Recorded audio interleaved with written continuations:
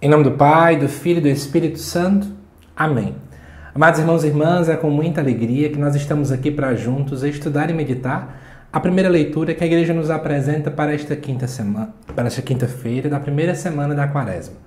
O texto de hoje se encontra lá dentro do livro de Esther, no capítulo 4, no versículo 17. E nos diz assim: Naqueles dias, a rainha Esther, temendo o perigo de morte que se aproximava, buscou refúgio no Senhor. Prostrou-se por terra desde a manhã até o anoitecer, juntamente com suas servas, e disse: Deus de Abraão, Deus de Isaque e Deus de Jacó, Tu és bendito. Vem em meu socorro, pois estou só, e não tenho outro defensor fora de Ti, Senhor. Pois eu mesma me expus ao perigo. Senhor, eu ouvi dos livros de meus antepassados que Tu libertas, Senhor, até o fim, todos os que Te são caros. Agora, pois, ajuda-me, a mim que estou sozinha, e não tenho mais ninguém senão a Ti. Senhor meu Deus, vem, pois, em auxílio da minha orfandade. Põe em meus lábios um discurso atraente quando eu estiver diante do leão, e muda o seu coração para que odeie aquele que nos ataca, para que este pereça com todos os seus cúmplices. E livra-nos da mão de nossos inimigos. Transforma nosso luto em alegria e nossas dores em bem-estar. Amados irmãos e irmãs, só para te contextualizar um pouco, quem é a figura de Esther? Esther é uma famosa jovem esposa, do rei da Pérsia.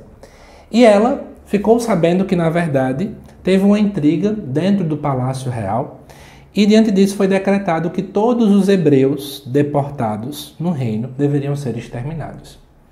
Isso porque, para quem não sabe, dentro do contexto bíblico, nós temos aí dois reinos: o reino do norte, que tinha como capital a Samaria, e tínhamos o reino do sul, que tinha como capital ali Jerusalém. Em um determinado momento, o Império Persa acabou vencendo o Império Babilônico. Império Babilônico esse que estava dominando o reino do sul. E aí, quando o Império Persa acaba ganhando, nós temos aí algumas pessoas da região de Jerusalém, os hebreus, que nós também muitas vezes chamamos assim, que eles estavam deportados longe de sua terra, lá nas terras babilônicas. E surgiu então um decreto. O decreto era: vão matar todo mundo, Não deixe eles voltarem para Jerusalém, vamos matar todas as pessoas, porque é isso que a gente tem que fazer. E, no caso, a rainha, ela começa então a se compadecer do povo. Ela começa a ter compaixão daquele povo. E qual é a estratégia que ela faz? Ela podia utilizar, obviamente, todo o seu poder diante do fato de que ela é esposa do rei, mas ela vai, então, interceder por aquele povo junto ao seu marido. Mas antes dela ir até o seu marido, ela faz aquilo que é a coisa mais certa que existe. A nossa maior arma, amados irmãos e irmãs, não é a nossa eloquência. A nossa maior arma não é saber falar bonito, não é ter dinheiro, não é ter muita fama, mas a nossa maior arma é a oração. E o que é que ela faz? Antes de conversar com seu esposo, ela vai orar. Por isso que o texto nos diz que ela teme o perigo de morte que se aproximava. Ela tinha medo de morrer. Ela tinha medo de que o marido não a entendesse, até quem sabe um término do casamento, e aí ela ia sofrer várias consequências diante disso, mas diz o texto que ela busca refúgio em Deus. Eu começo a te perguntar, quando acontece alguma coisa que você está vendo, que tem um perigo iminente na sua frente, em quem você busca refúgio? Você busca refúgio em Deus ou nas pessoas?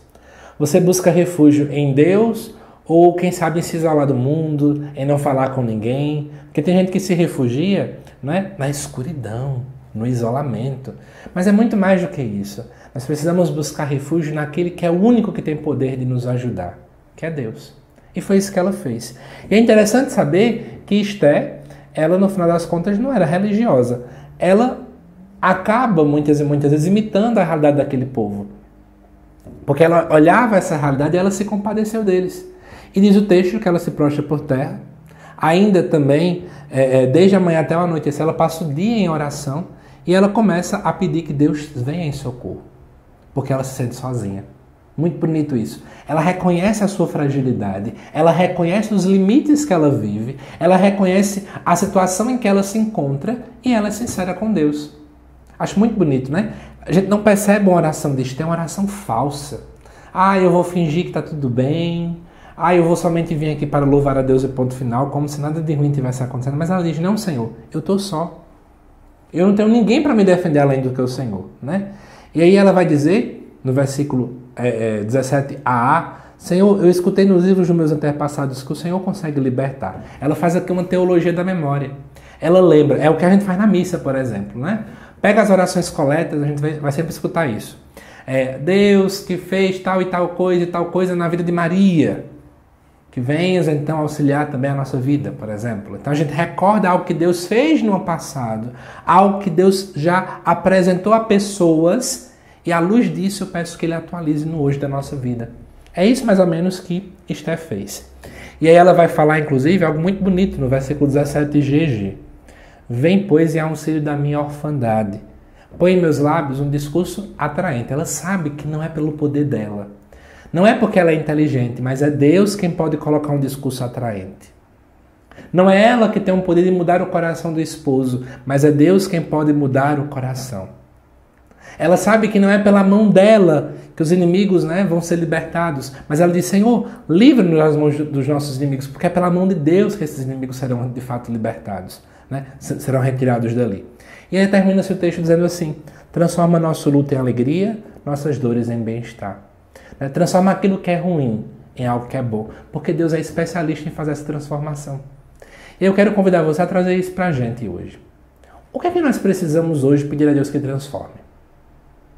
Qual é o luto que eu me encontro? Qual é a dor que eu me encontro? Qual a dificuldade? Qual o perigo que eu enfrento nesse momento? Diante dessa dificuldade, peçamos a Deus hoje, Senhor, transforma isso.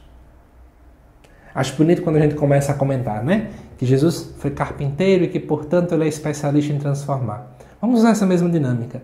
Não importa qual é a realidade que a gente está vivendo. Jesus, Ele é especialista em transformar, em mudar. A gente não deve ter medo disso. E eu finalizo com uma lição importante para essa quaresma. Gente, me dói às vezes quando a gente tem uma oração meio hipócrita, sabe? A gente está com um monte de realidade difícil vivendo e a gente começa a esconder de Deus, parece, como se Ele não soubesse o que a gente está vivendo. A nossa oração ela precisa ser verdadeira. Eu preciso abrir meu coração, expor a verdade para Deus, expor aquilo que eu vivo, expor aquilo que eu penso. Me sinto só? Senhor, eu me sinto só. Está com dor? Senhor, eu estou com dor.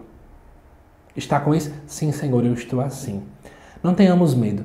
A nossa oração tem que ser um diálogo real com Deus, sabendo que no final das contas Ele é aquele que é especialista em mudar as trevas em luz, em mudar o luto em alegria e as nossas dores também em bem-estar. Espero que você tenha gostado, amado irmão, amada irmã, desse estudo, desta reflexão. E eu te aguardo daqui a pouco aqui no canal às 7 horas da noite, para o estudo do Evangelho também, desta quinta-feira. Até já!